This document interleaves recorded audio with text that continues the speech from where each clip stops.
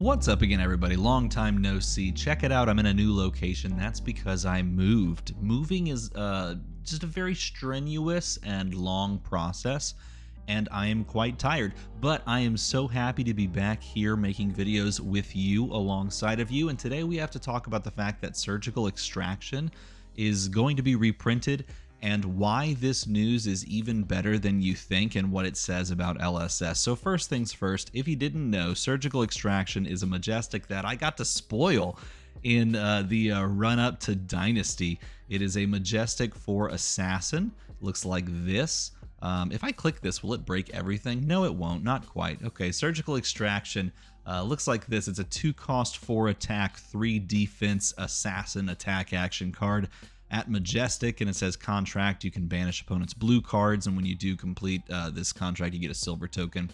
It also says when this hits a hero, banish the top card of their deck, look at their hand, and banish a card. This card's really good. This card's insanely good, and it's not an Arachne specialization, which means all assassins in the future can play this card. And why would you want that in this upcoming season of Classic Construction and Blitz play? Well, because there's a new assassin on the block that might want access to this in Uzuri. And if Uzuri wants to play this, unfortunately, it's hard to get your hands on right now because this was mistakenly short printed. Yes, this originally coming out in Dynasty was short printed in place of what was supposed to be short printed in Regicide. Regicide is a legendary Arachne specialization.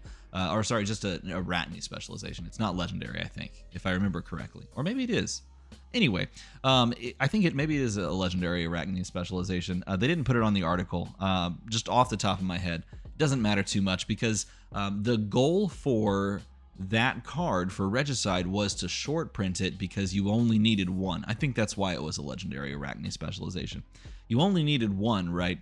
And so it would be a bad idea for LSS to print a large number of them when you only needed one for any particular Arachne deck. And obviously you only need one copy, period, end of story, because you could just put that into every Arachne deck that you ever made. And you didn't need like multiple copies, and you don't need it across multiple heroes. Unfortunately, they printed surgical extraction in the place of the Regicide. So what you ended up getting was a short printed surgical extraction and a long printed, if you will, Regicide, which is not great for people that wanted to play surgical extraction because you have to dig to really find them in a lot of respects. So what they did, and in this article you can kind of read through it as well. This is on the FabTG website.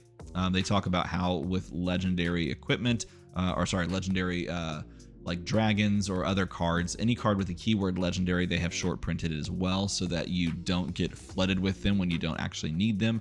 But the point being that what they've done is they've decided to reprint surgical extraction in the upcoming Dusk Till Dawn expansion set. And this is a set that I haven't made a video on, that they announced and teased recently. And that Dusk Till Dawn is going to be an expansion set that comes out in June and dives further into the battle between Shadow versus Light.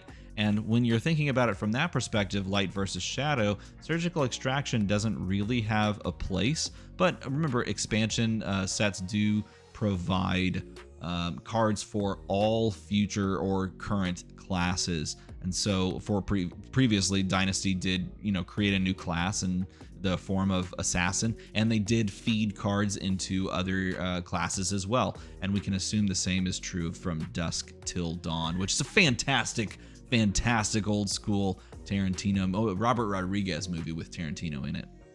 But Dusk Till Dawn is going to have surgical extraction short printed in it, with the idea that if you short print it in Dynasty and you short print it again in Dusk Till Dawn, then it equals how many that they wanted to have in the wild anyway. And not only that, but this is kind of interesting, it's not functionally different. These cards are not, I shouldn't say functionally, they are not different cards.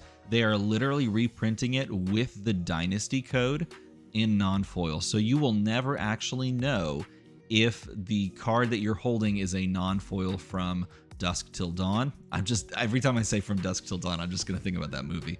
Oh man, this is a crazy movie. And also from Dynasty, you're not going to know the difference between the two of them, and that's a really good thing. And what does this say about the company? Well, it says, one, and this is true for many of their previous decisions as well, they make decisions based on players, and they make decisions specifically to address issues that have come up or mistakes that they have made. And that is a huge thing to say about a company that puts out a card game that I would say is one of the big four now.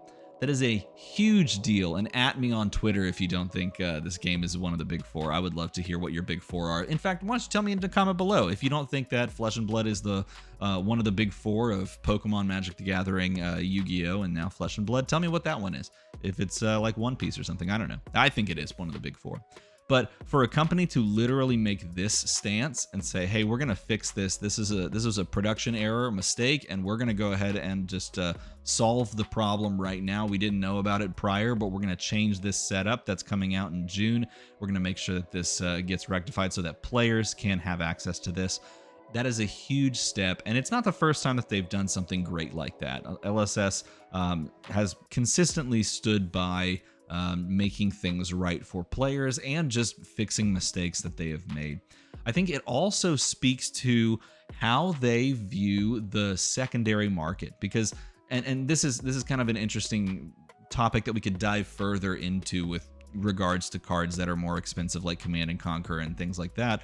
But Surgical Extraction is one of those cards that shot up in price when people realized it was short printed by mistake and has been expensive the whole time. And LSS sees this, and I would assume they understand that this card being really good, they want players to have access to it. In fact, they kind of even talk about that in the article here. And so they're going to fix it so that players don't have to find, like this card and just, pay exorbitantly for it. And I think understanding that there is a secondary market demand and that they want to alleviate the stress from the secondary market, that players that want to pick this up as a single aren't going to have to pay an arm and a leg just for this role player card. That's a huge thing. Now, I know there's always people, and I think you're valid in your assessment. There's always people that are going to say, why don't they do this with Command and Conquer? Why don't they do this with E-Strike, Art of War, those cards that are super expensive and staples in many decks? And perhaps there's something to be said about a big ticket card, an iconic card, a powerful card, and a generic card that can go into all sets being generally a little pricier than something that is a literal role player, great standout card in the deck when you can get it to hit, but a role player nonetheless in one specific hero, in one specific class now, because we do have two heroes to it. That's a different argument for a different video, and I could probably ramble on about that video or about that topic in a separate video. If you want, tell me that in a comment below. I don't know.